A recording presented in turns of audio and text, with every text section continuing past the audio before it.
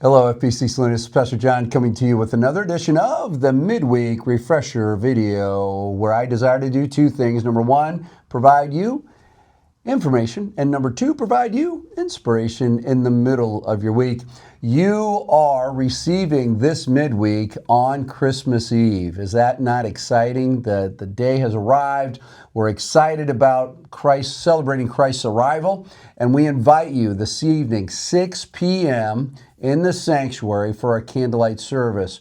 We'll be singing carols, we'll be praying, we'll be interacting with one another, and at the end we get to do what's become somewhat of a tradition here of singing Silent Night and lighting candles. And it's such a beautiful, beautiful service where God's word's proclaimed because we celebrate His goodness to us. And so that is really the only announcement. I've encouraged you to sort of relax and breathe during this time and enjoy breathing God's presence and just how great He is.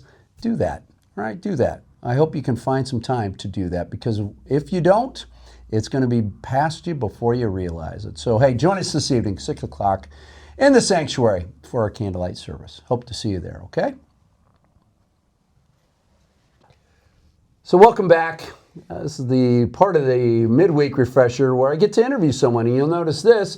It's Adam Penrose. Adam's usually on the other side videoing this and taping this, and also, trust me, I've received plenty of your messages. Many of you have reached out and said, wow, the midweek is so much more, I don't know, there's so many more elements to it. It's so much more engaging. Well, I wish I could take credit for it, but I can't. It's because of this man and his creativity. So when you see Adam, be sure to thank him for that. And I thought, hey, nobody else wants to be interviewed this week, and so I'm going to just grab Adam, and we're going to do it that way. Is that cool? That works. Not that I don't love you. No, it's great. So it's great, right? So it's good stuff. So Adam, real quickly, and we'll get to what we're going to talk about. When you think of Christmas, how has your whole understanding of Christmas changed since you were a young kid to now? Talk to us a little bit about that. That's a little bit of a deeper question than I thought. There's a lot. There's a lot there, isn't there? I mean, I can go very surface level. Like as a kid, it was like, how do I get through my gifts as quickly as possible so I could start playing with them? So you were a fast gift. Probably faster. Well, certainly faster than now, because my kids, it takes about 5 to 6 hours for us to get through all of our gifts now, which is great. And no, this isn't because they all of a sudden have so many. It's just they are taking time to slow down. Really? And they open something and then they appreciate it and play with it and enjoy it.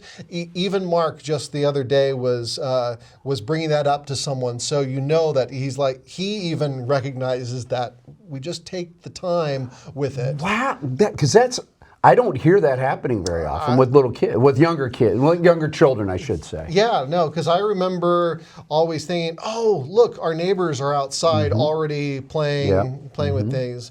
And so obviously that kind of ties into one thing that's different is, as a kid, you're kind of leaning into the, what am I getting this year? What gifts? And now, there's a little bit more meaning. A lot more meaning to more meaning. That's right. The season. Do you guys have any fun family traditions you guys do during this time? We haven't really traveled. We don't really travel much. It's mostly there. And again, with kids who are 10, 8, and 4. It's pretty hard to do it. You don't really want to be going too far. I know, and exactly. Jennifer's parents now live in town, here. so it's nice.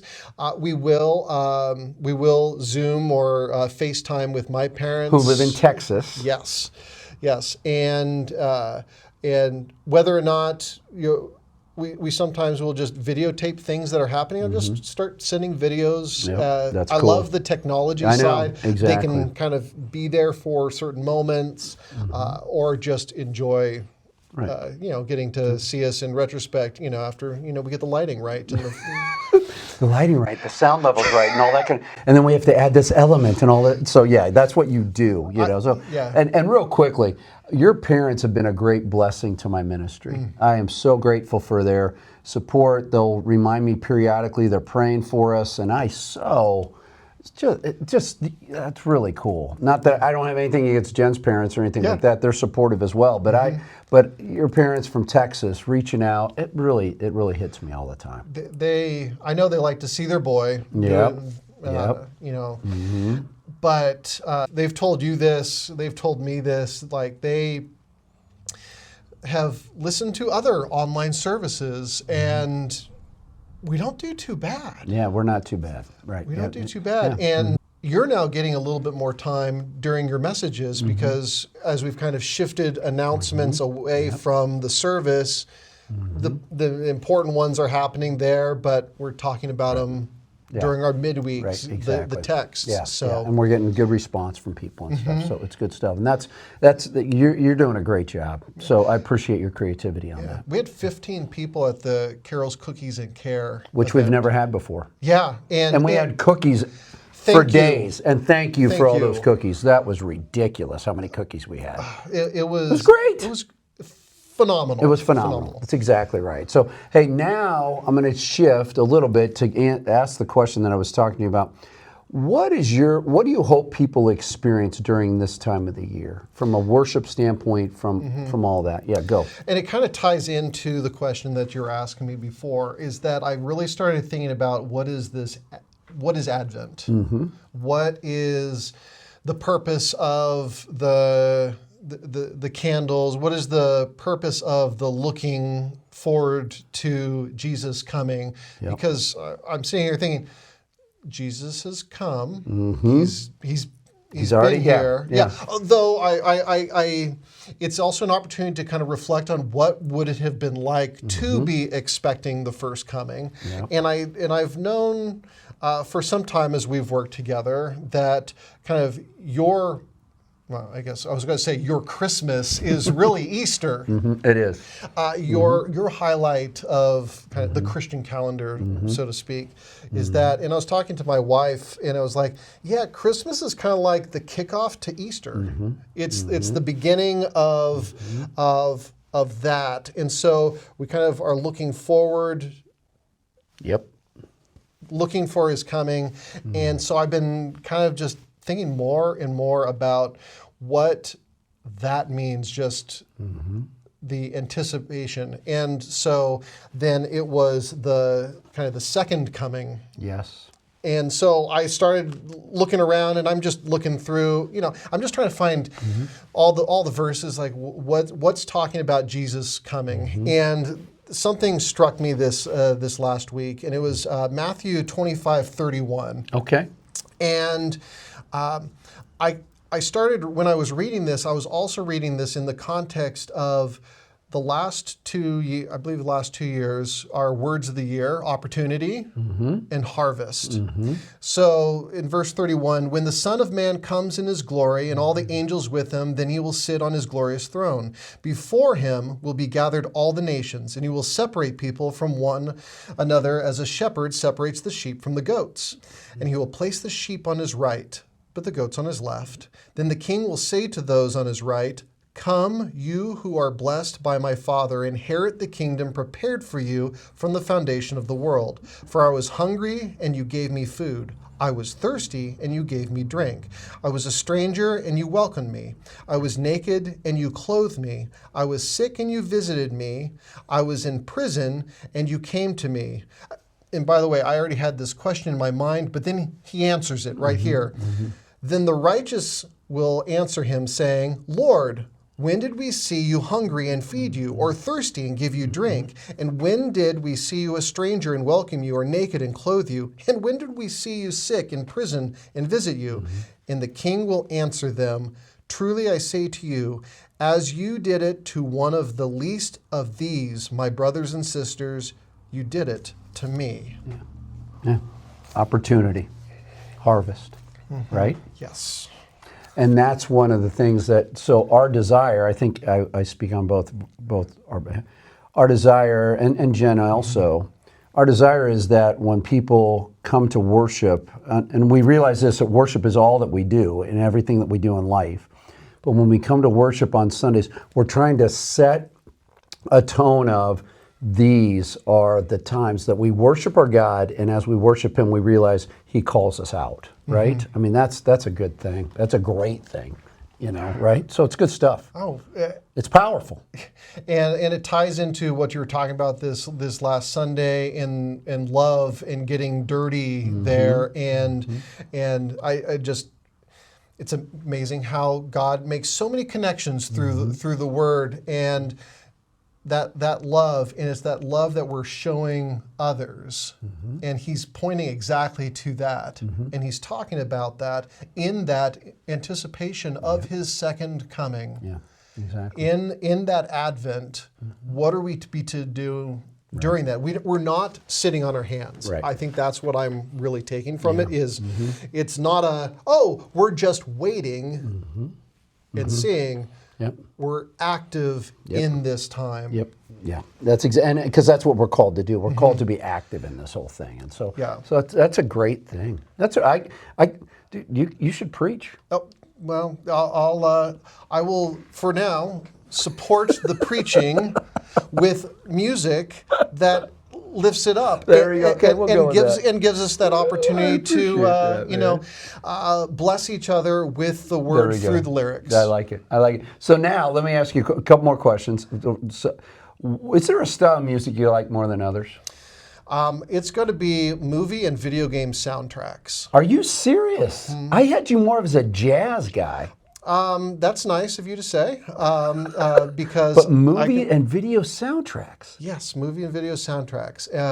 From early on, big John Williams fan. Okay. Hans Zimmer. Right. Yeah. Hans Zimmer did Gladiator, didn't he? Oh yeah. And John Williams, Star Wars. Yep. Am I right on that? There you go. There you go. I'm pretty smart, I guess, huh? But I I really have then if you catch me just listening to the music, it's typically it's that stuff, huh? Yeah, it's music, movie soundtracks. That is incredible. For some reason I had you pegged as a jazz guy.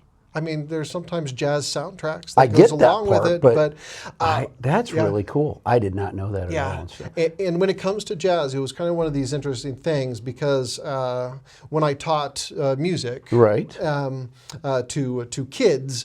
I even started jazz programs, and I love teaching it. I love playing it.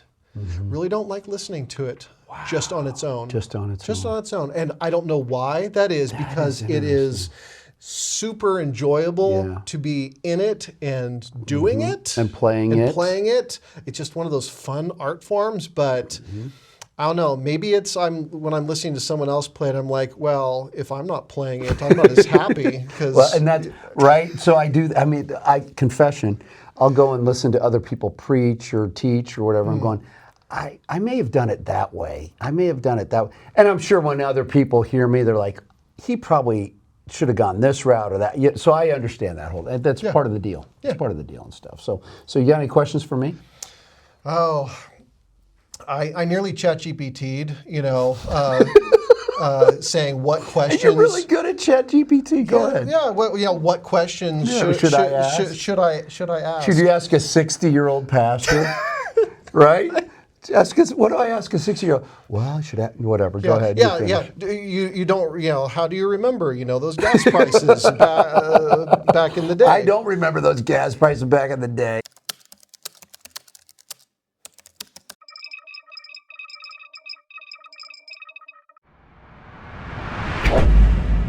You know what I'm saying? But anyway, it's good stuff. Go ahead. Because it came up and because there's a table here, I want to know, how did you become a Steelers fan? Oh, man. I can make this answer real quickly. Yeah. Grew up predominantly in Kansas City. Okay. But the Steelers during my growing up, the Chiefs during my growing up years were not good. But my parents... my parents were born and raised outside of Pittsburgh. And so everybody in Western PA is a Steelers fan. Oh. And so during this time that the Chiefs were horrible, and by the way, we had season tickets to see the Chiefs as a kid growing up. That's because you could pretty much sit anywhere you wanted in the stadium because nobody was there. But the Steelers were the team of the 70s, right? I hope that the Steelers become the team of the 2020s or whatever, but it doesn't look that way. But anyway, my point, that's how I'd be. So they were winning. I was tired of watching a loser. and my parents were Pittsburgh people. All our relatives are back in Pittsburgh, and so that's how that blended together. Location, family, and All connection. that. Yeah, That's all there is to it. Yeah. It was like not to make this about me again. Mom, Dad, Whatever. Yeah, we got it. See how I did this. See how you but did that's right. but it was so I was born in Los Angeles. Yep. But by the time I was aware of things, I was living up in the Bay Area, and so. What does a Los Angeles native not root for in baseball? You don't root for Giants, right? You don't root for the A's either. Thankfully, my parents said, you know what? We'll let you root for the A's. They said we'll We'll let you because they're in a different. Yep, exactly. Yep, they're an American League rather than National League. Yeah, so they're like, you can root for the A's. You have permission for that. But then my dad was really happy that our T-ball team was the Dodgers for 2 years. I love that. I love that. It's great stuff, man. Yeah. So that's a fun story. Yeah. So there's a little irony there. Yeah. That sounds good. All right, man. So we're done. All right. Sound good? Sounds good. All right. So, hey, folks, be sure to thank Adam for all the hard work he does. Thank Jennifer as well. And we look forward to having you hopefully join us this evening at 6. If not, have a Merry Christmas, and we look forward to seeing you soon, all right? God bless you. Have a great day. We'll see you later. Bye-bye. Bye-bye. Nice job, dude.